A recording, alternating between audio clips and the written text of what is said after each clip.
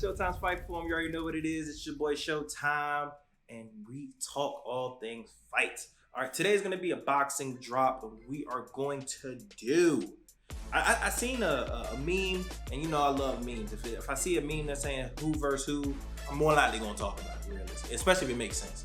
This was called Planet Mayhem, and it was like a fight card with top heavyweights from different eras fighting each other, and that was the golden era of heavyweights, which was the 70's, versus the 90's, which I would say was the golden era part 2. Now, they had different matchups. Some of the matchups I really didn't care for too much, and I wanted to possibly spice it up a little bit by switching it. However, you know, yeah, I'm probably gonna do that. So it's not gonna be exactly the same format that's gonna be a part of the meme that's attached here, but it's gonna be similar, okay?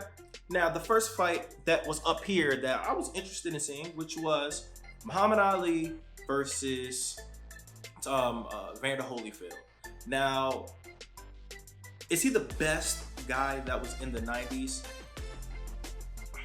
Probably not, and it's probably not as fair, realistically, to put Vander Holyfield versus Muhammad Ali. Probably would have been better to put Lennox Lewis, because, you know, I think that he was the best in the era. But in my opinion, it's like 1A, 1B, and then 1C. You know, between the three. In reality, the 90's, it was a very close competition between Lennox, Evander, and Bo. Those are the three best heavyweights in the 90's. Simple and plain. You Tyson fans want to argue? Okay. What was his record in the 90's versus all those guys? Well, he didn't fight Bo, but against the other guys, he didn't win a single one. He was 0-3. So, yeah, like I said, those were the three best. Unfortunately, Riddick Bowe never got to fight Tyson. That would have been a very fun fight to see in the 80's or 90's. But yeah, like I said, so it's unfortunate they're going to put him there, but it is what it is. That was the first fight up there, so I'm going to rock with it. Muhammad Ali versus Evander Holyfield. In reality, I think it would be more competitive. People probably give it credit for. Evander is a top 10 heavyweight ever. He's, in my opinion, the greatest cruiserweight ever. Very tough, very game. Doesn't matter if you put him on his butt, he's gonna get back up. Fights in combinations, and you can hit him with anything you got, man. He's still gonna keep standing somehow or some way. And we already know Muhammad Ali's, a lot of people's opinions, the greatest ever. A lot of people's opinion thinks he's the greatest heavyweight ever. Punches and bunches, great defense, probably the greatest defense in boxing for heavyweights ever. Amazing, the best chin. I need to do a top 5 chin list, and Muhammad Ali's definitely gonna be my top 2, because to fight the dogs that he fought and never get slept, he never got knocked out. He got retired on the corner, which is different, but he never got knocked out. That's, whew. I mean, in reality, you seen what happened when he got older, what happened to him because he ate so many hard shots. And who knows how many hard shots he had in sparring. So we know it. Knocking him out, it ain't really happening. So Evander Holyfield really don't knock people out really anyway. He's not like known for his power, but he is a power punch. He can't hurt you. Like he's hurt Bo, he hurt Tyson. He can hurt you, but just one punch, not really his thing. How I see that fight going, simple and plain. You made a decision. Muhammad Ali's gonna walk circles. I mean, he's gonna jab him up. He's gonna hit him with the 1-2s. Vander Holyfield's gonna try to make it dirty, try to get in close. But Ali's a very smart fighter. Fight IQ's bar none, one of the best ever. So I believe that he will be able to get the decision. He'll be able to piece up Vander Holyfield, especially towards the later half of the fight. Now the second fight, which I'm gonna switch up. It originally had Joe Frazier versus Mike Tyson. Now I can go ahead and tell you, if those two actually fought, I would favor Mike Tyson. However, I thought there was another fight that was a lot more fun for me to talk about, so I'm gonna change that. So that fight was between George Foreman and Mike Tyson. These guys, this is the fight. This is a fight. Okay, two of some of the hardest punchers ever to exist in boxing. George Foreman, Mike Tyson. Now, we can break this down and be as honest as possible. We already know when it comes to athleticism, Mike Tyson got him. Mike Tyson is probably the most athletic heavyweight we've ever seen. Now, we talk about punching power. I'm going to favor George Foreman. George Foreman had that get the hell up off me, y'all jumping me power. Not to say Mike Tyson didn't have necessarily that power, but George Foreman's power was a little different in my opinion. When you got punched by him, you'd probably rather get hit by a truck. So I'm gonna give the power edge to George Foreman. Now you want to talk about technique.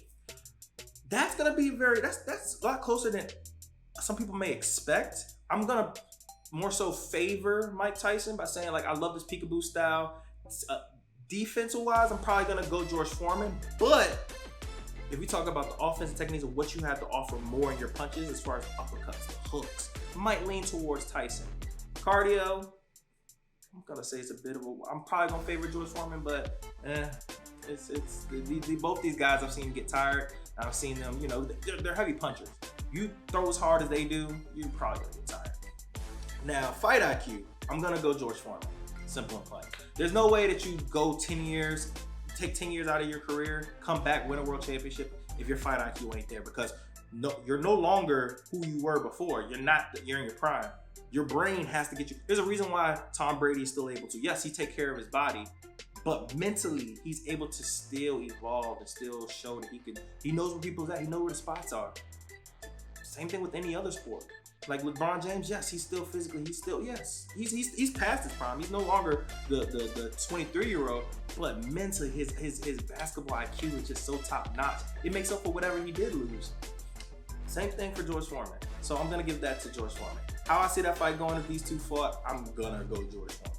I'm gonna say George Foreman sleeping the hell out of Mike Tyson. I'm gonna be honest with you. I don't think if either one of them win, I don't see it going 12 rounds. I'd be very shocked if both of them could take each other punches for 12 whole rounds. But I'm gonna go George Foreman by 6-round knockout. And yeah, it's gonna be bad. It's gonna be a very hellacious knockout. So all right, I mixed that one up because I just wanted to do that. So yeah, I'm sorry, you Tyson fans are gonna be mad at me. It is what it is. He's probably one of the worst fighters on this list, by the way. I'm joking. I'm Ken Norton. The next one is Ken Norton versus Lennox Lewis. Y'all kind of set Ken Norton up on this, but here's the thing: Ken Norton is a very game fighter. Let's put this up there. He's one of the fighters that nobody really ever talks about as far as one of the greatest heavyweights. But if you look at his resume, he fights everyone tough. Everyone. He broke Muhammad Ali's jaw and beat him. He also has fought so many top dogs that were in that era. I think he fought Larry Holmes to a split decision, and that's prime Larry Holmes. Ken Norton is a very awkward boxer, simple and plain. He's not built like everybody else. He's not a traditional boxer. He's not the most powerful striker. He's also not the biggest heavyweight. A lot of these guys in the 70s really weren't that big, simple and plain. But yeah, Ken Norton's one of those guys. Built strong, but he ain't that big, especially if you look at like the Tyson Furies of today.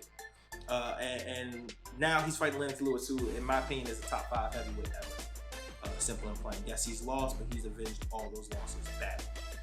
The guy is a gigantic human being, a very technical boxer, decent chin. Can't say it's great because he has got knocked out twice, but a very decent chin, very good power, is up there in the power punches. I mean, combination puncher. He's got good cardio. He's bigger than most. I mean, good footwork. He's built as one of, like I said, I told you, I have him a top 5 heavyweight ever. There's not too many better than him, period. He's gonna beat Ken Norton. I don't think he'll knock him out because, once again, Ken Norton is very tough. And if you can fight Muhammad Ali to a split decision and you can beat him as well, and then you also can fight prime Larry Holmes and barely lose, and some people think you won, I gotta give you more respect than a lot of other people probably would, but I'm gonna still say the better man's Lennox Lewis, and he's gonna win. Comfortably, too. I'm not gonna say it's gonna be split, but I think the size is just gonna be too much for him, and he's gonna piece him up. So yeah. Now, the next one is gonna be Larry Holmes versus Riddick Bowe. Now, that one is probably the one I'm the most confused about. Larry Holmes, great defensive boxer. He's a great point fighter, which, I mean, if you go into decision, more likely you're going to lose. Until he fought the dog that was Mike Tyson, you know, he was undefeated.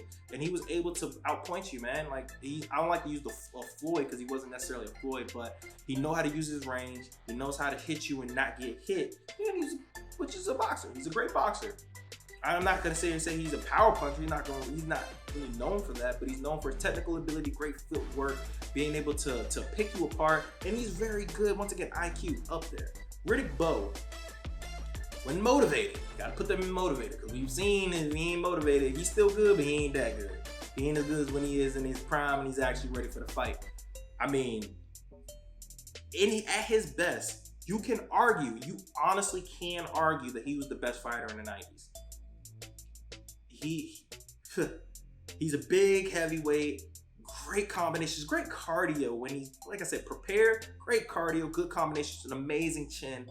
I mean, once again, if you haven't seen him fight Evander Holyfield, watch the trilogy. It's one of the best trilogies ever, period. And the first fight, ridiculous. I had my best friend watch it because I was like, bro, watch this.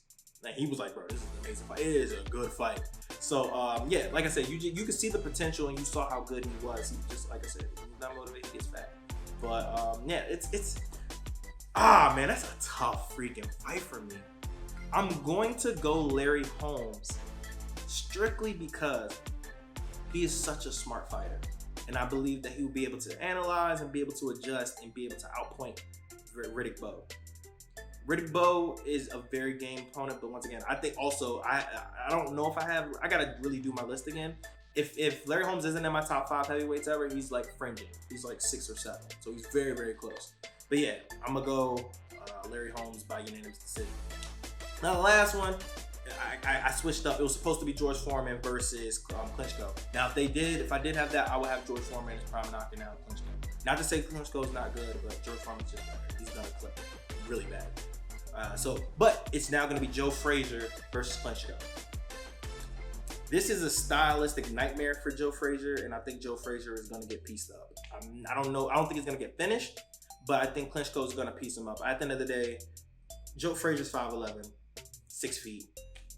Klitschko's like 6'7". He ran the heavyweight division for 20. Vladimir ran the heavyweight division for 20 years. Made people hate the heavyweight division because he was so dominant, so smart, and know how to use his height and range. He's gonna do the same thing to Joe Frazier. Now, I understand, with the little peekaboo, I don't even know what to call it. Like, I have to really do my research on what that style was called, where he just pops up and down all the time, which got him inside of fighters and which got him inside of Ali to be able to clip him. I just don't see that working with Vladimir. Vladimir is just too good when it comes to that. And his footwork is great. He know how to not get his back against the ring unless he genuinely wants to be against the rope. So yeah, it's gonna be a unanimous decision, Vladimir. Now, I would love to hear what you guys think about the matchups I made, or you can talk about the meme. It doesn't really matter. I love to do stuff like this. I seen another one that was the same exact years, I think, but it was like welterweights. I'm gonna definitely do that one next. But I mean, hey guys, I'm always doing requests, man. If you guys have some dream matchups or you have like favorable matchups that you want me to break down or also give my opinion to, put them in the DMs, bro. Just put them down in the comments. I will make sure I do them next. But as always, man, this is Showtime Fight Form. Thank you for watching. Stay blessed as always.